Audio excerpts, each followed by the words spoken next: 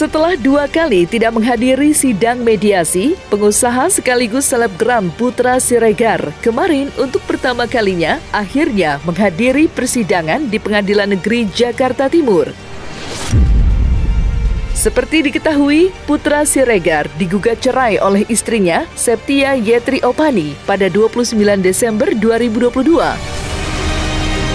Kedatangan Putra Siregar di Pengadilan Negeri Jakarta Timur untuk menjalani sidang dalam agenda mediasi, sekaligus mempertegas jikalau dirinya masih ingin mempertahankan biduk rumah tangganya dengan Septia. Semua itu dilakukan Putra Siregar demi masa depan ketiga anaknya, buah pernikahannya dengan sang istri. Lantas seperti apa pertemuan mereka setelah sebulan lamanya tidak bertatap muka dan tidak saling bicara? Dan bagaimanakah hasil mediasi antara keduanya dalam sidang mediasi kemarin?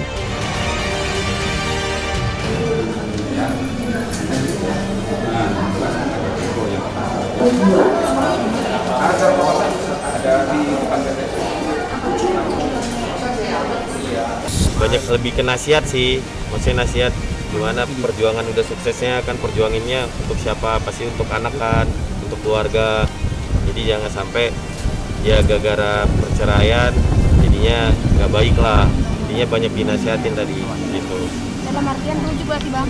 Iya banyak, pokoknya semua hakimnya semua berharap rujuk semuanya, mediator juga begitu tadi kan, kasih tahu problemnya apa sih dan sebagainya.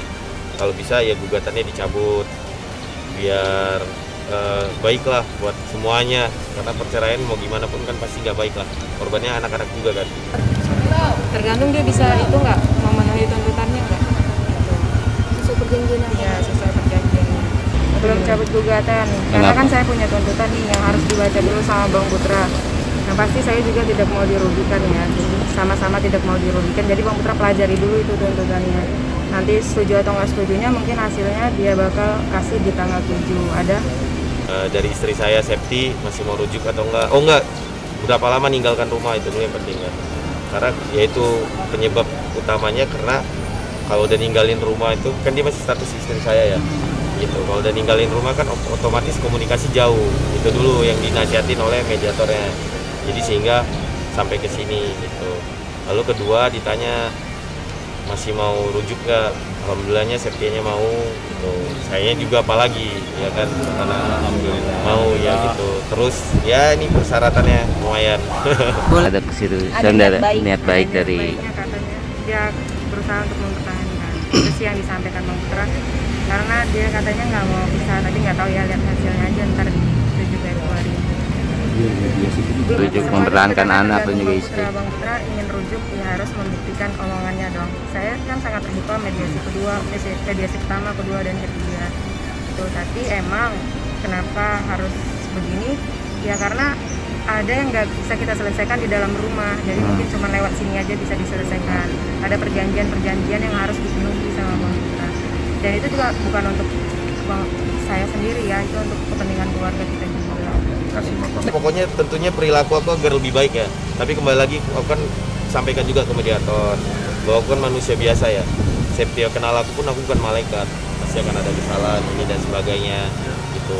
Dan saya pasti mau berubah lebih baik karena gimana pun saya imam keluarga kan.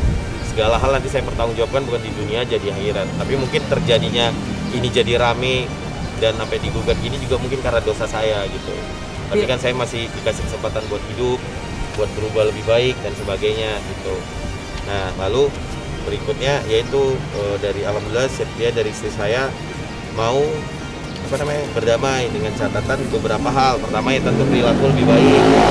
Kedua tidak KDRT, insya Allah tidak ada kekerasan atau apa. Yaitu semua orang juga pasti maunya begitu. Gitu. Lalu paling banyak itu sih Bang, aset, semua aset di bawah sih. Nah mungkin dia bilang saya pelajari dulu ya ini semua isinya.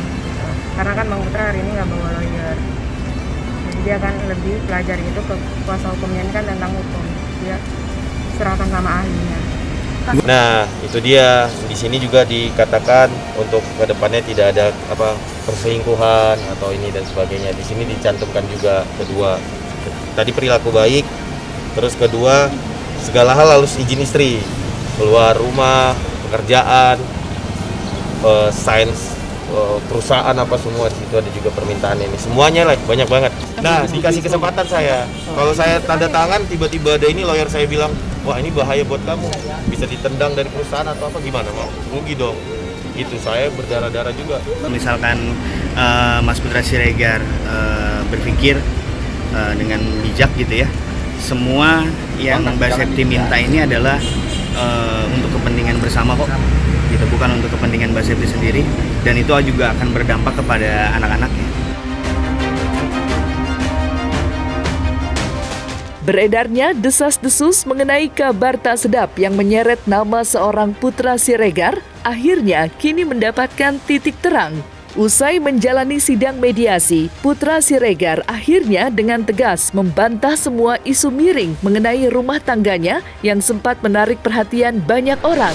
Usai digugat cerai oleh istrinya pada akhir bulan Desember kemarin, berbagai isu miring menyebutkan penyebab retaknya rumah tangga Putra dengan Septia akhirnya bias di media sosial. Mulai dari isu adanya orang ketiga hingga tuduhan yang dialamatkan pada Putra Siregar jika dirinya tidak memberikan nafkah pada istrinya hingga kini ramai menjadi pembicaraan para netizen. Lantas benarkah ternyata selama ini Septilah yang telah menutup rapat komunikasi dengan Putra? Gimana ya? Kayak orang asing, soalnya dia di backup sama banyak. Untung malah kita nggak saling lihat gitu. Karena udah nggak ngomong-ngomong. Aku kenal istri aku, soalnya istri aku berteman juga ini kan, tapi saat udah masuk pembisik yang bisa ngontrol, terjadi lah gitu. Tapi ya husnuzon aja lah, mungkin apa ya, ini cara Allah biar aku lebih baik. Ini apa, kayak teguran bagi aku, ayo kamu harus lebih baik. Maksudnya kamu, kalau kan banyak juga orang cerai ya, bukan saya aja kan, cuman kan rata-rata paling karena ekonomi. Nah ini makanya termasuk menyedihkan juga ketika saya bilang nggak nafkain. Itu susah banget sih mau jelasin juga gimana ya gitu. Saya punya bukti semua, bisa track rekening juga kan, semudah itu sih, dari mana aliran dana, uang dan sebagainya deh gitu. Tapi susah juga ngejelasin. Nafkah saya pastikan fitnah. Tapi ngapain sih saya harus jadi berantem karena nafkah terus membuktikan ini posting ini loh ini, jadi kayak saya juga ikut buka aib juga kan gitu. Insya Allah lah, karena saya juga ribuan, masa saya nggak nafkain, tahu lah. Tapi kan nggak mungkin saya jelaskan kepada orang yang nggak kenal kita, gitu. Susah mbak, karena kan nggak kenal, apalagi itunya. Tapi yang jelas, insya Allah saya nafkain lah. Dan ini paling terpenting, saya berusaha nyari uang buat siapa kalau nggak buat keluarga? Ya nggak buat anak-anak, fasilitas semua dan sebagainya. Buat siapa coba? Karena saya nggak punya keluarga saya tuh istri saya dan anak-anak saya. Ada komunikasi, cuman ya komunikasi biasa, mungkin kalau ngajak ketemu itu belum ada. Kalau menjatuhkan jelas tidak, karena saya belum sampai saat ini belum ada mengucapkan apa penyebab sebenarnya. Jadi gimana sih saya harus bilang kalau saya menjatuhkan harkat dan martabat akibatnya, tapi orang lain mungkin yang bisa menyimpulkannya kenapa saya begini. Kan saya hanya memberikan kisi-kisi, bukan membocorkan sebenarnya apa. Belum sampai dari omongan saya mengucapkan sesuatu.